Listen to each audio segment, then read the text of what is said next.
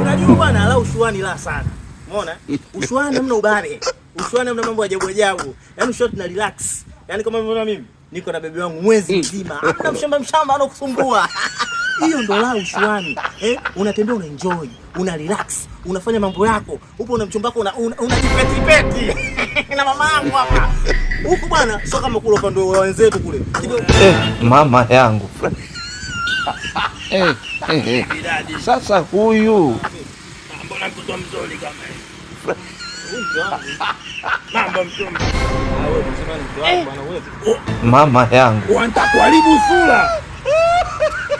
Njoo mamkali. Ndo baya. Njoo mamkali. Wewe bwana sio kweli bwana. Unataka kuharibu. Kwani kuna shida?